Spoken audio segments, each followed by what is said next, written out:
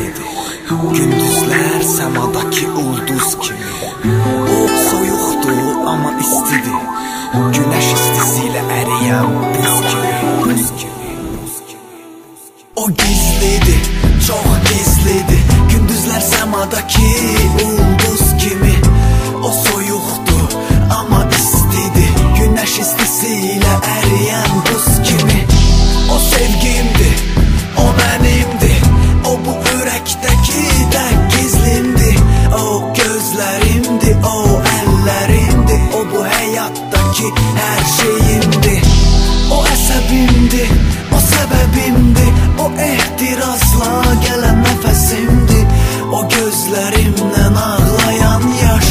O 21 ildir yaşadığım yaş. Onun əllərindən zəhər içsəm mənə şirindir, şərbət kimi. Onun gözlərində kədər görsəm dəyişərəm həyatını məlhəm kimi. Onun əllərindən zəhər içsəm mənə şirindir, şərbət kimi. Onun gözlərində kədər görsəm dəyişərəm həyatını məlhəm kimi.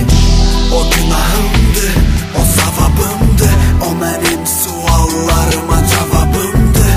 O asanımdır, o çətinimdir. O mənim duyğularımdakı ətirimdir. O cəhənnəmim, o cənnətimdir. O keçmişim, bəlkə də gələcəyim. O qələmim, o əsərimdir. O bu ürəyimə dustaq əsərimdir. Onu saxladım, onu bağladım. Ona güldüm, ona ağladım. O içimdədir, o gizlidir. Onu sevirəm, səni sevirəm. Onun əllərindən zəhər içsəm mənə şirindir, şərbət kimi. Onun gözlərində kədər görsəm dəyişərəm həyatını məlhəm kimi. Onun əllərindən zəhər içsəm mənə şirindir, şərbət kimi. Onun gözlərində kədər görsəm dəyişərəm həyatını məlhəm kimi.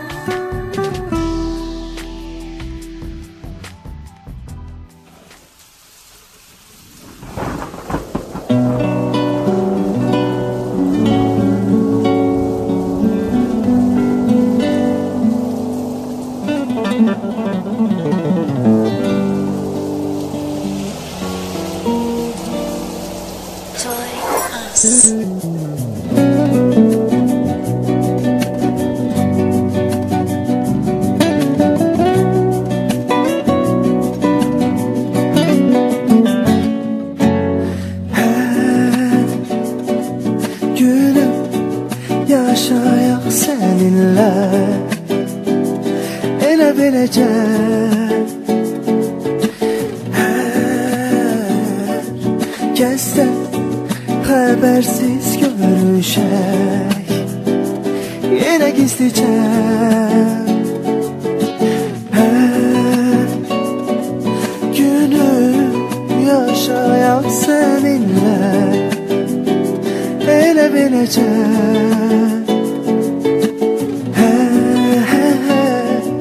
Kəsdən xəbərsiz görüşək yenə gizlicə.